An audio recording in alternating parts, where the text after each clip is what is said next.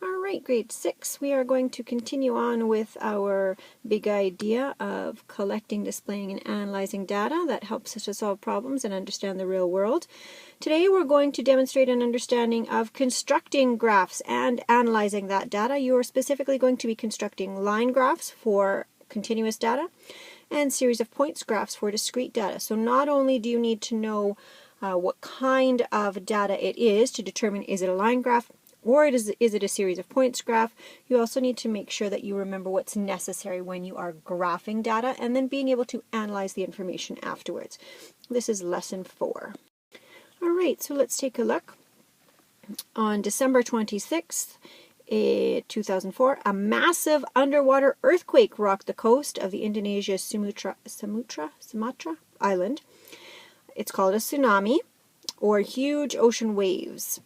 This table here shows the height of the waves at different distances from the land. So when they were 5 kilometers from the land, the height was 32 meters. 10 kilometers from the land, the height was 20 meters. 15 kilometers from land, height was 10 meters. 20 kilometers, 5 meters. 25 kilometers, 1 meter of waves. And 30 kilometers, still 1 meter waves. Now, to display this data, first of all, we need to make sure we draw our two axes. Remember, when we're drawing our axes, they should be on the line.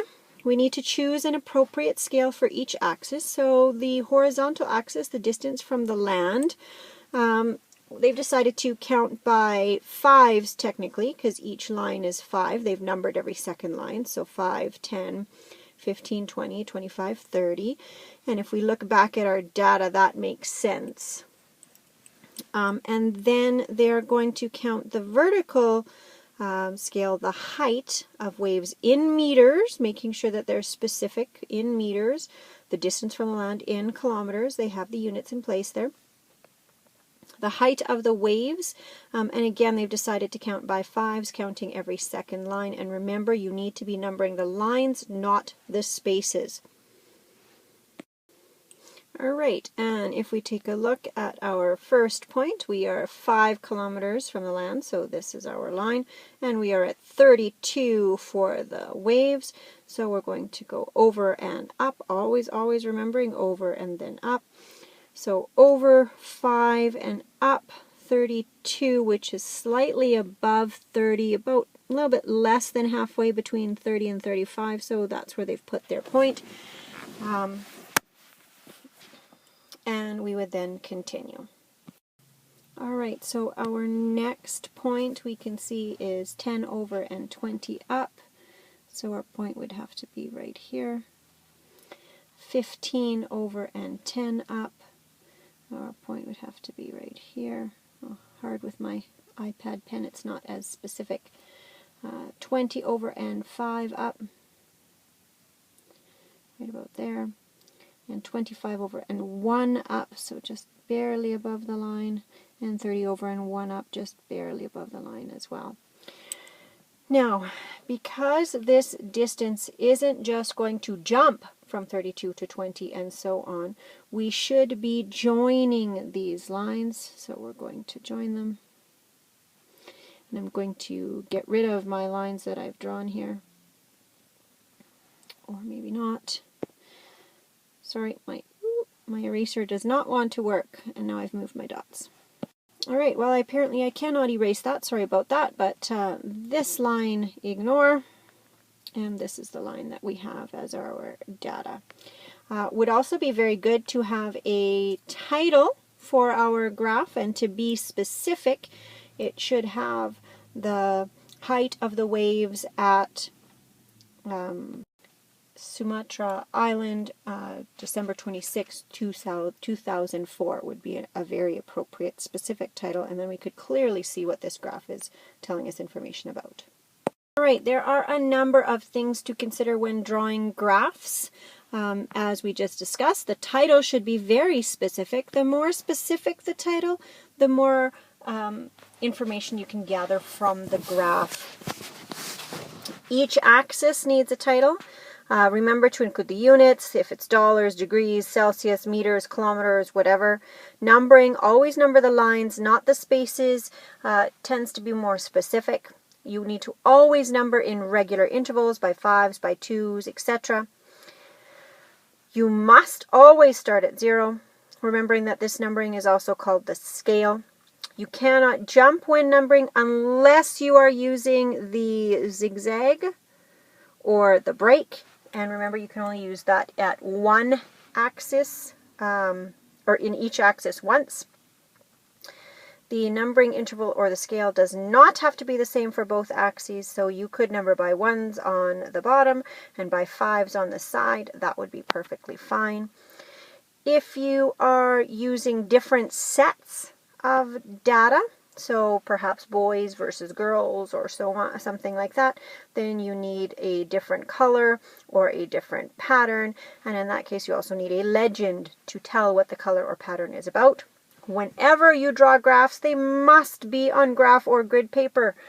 Without those lines, it's very difficult to determine where that data is supposed to be, almost impossible to read.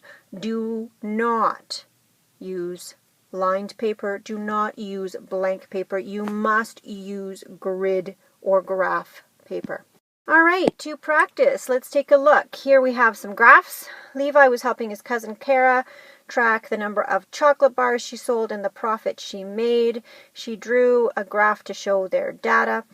Now, I do have one problem with this graph. In my opinion, these lines should not be joined because you can only sell chocolate bars in whole numbers. So it would be better if this was a bar graph or if this was a series of points graph. Either one would be appropriate. But we can still compare them and see how we think each graph was drawn. We can see that they have the number of chocolate bars on the bottom here. Let me just move this a touch here, and you can see that there is the number on the bottom here as well. Would be more specific if we said the number of chocolate bars. Title here is only fundraiser. This person has no title. Not as good.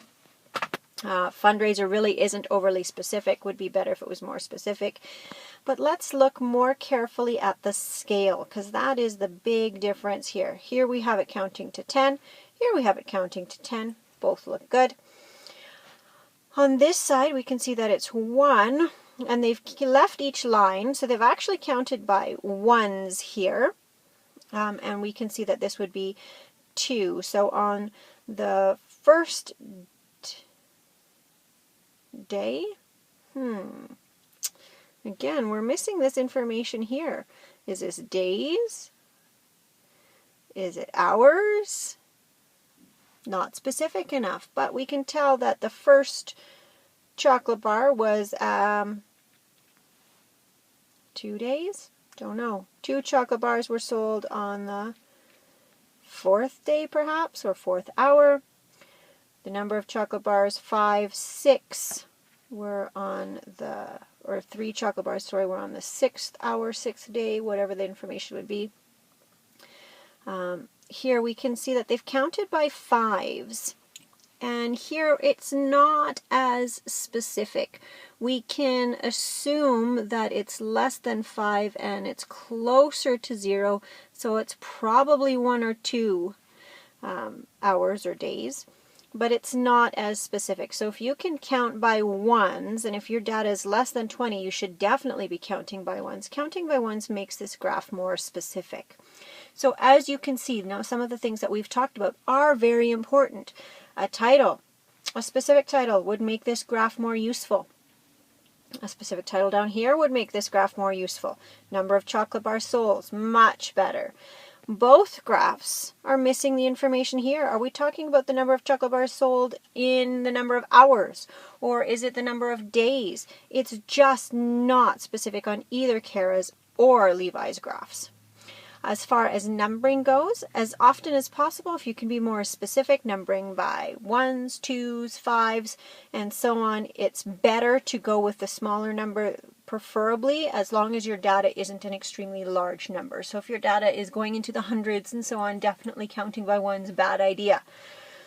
But if it's up to, say, 20, 30, so on, counting by ones, by twos, much better, much more specific than counting by fives as they have here. We can't quite tell what that data is. We can't quite tell what that data is. Whereas here, very specifically, we can see each line and figure out exactly how many hours, days, or whatever the number of bars were sold. Now, a couple questions. Do these two graphs have the same data?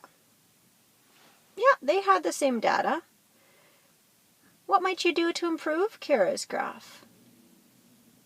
That was the bottom one. Take a moment, discuss with your elbow partners. We've talked about it a little bit. What kinds of things would you do to improve it? And then also discuss Levi's. Press pause and try those now. Look back if you need to. Alright, so I've tried to include those here. I accidentally wasn't able to include the title on the bottom here. Remember, it did say number. Some of the things that we've kind of hinted at and discussed that should be changed. A more specific title. Need some sort of a title here. And with Levi's graph, it would be better also if your numbering was more specific. Alright, now it's your turn. So you get to construct graphs and analyze the data. Make sure that you remember to look for whether or not it is discrete data, at which point it should have a series of points or a bar graph, and whether or not it is continuous data, in which case it should have a line graph. Page 265, 266, numbers 1, 2, 3, and 4. Remember to fully complete all parts of the question. And remember to ask if you have any questions.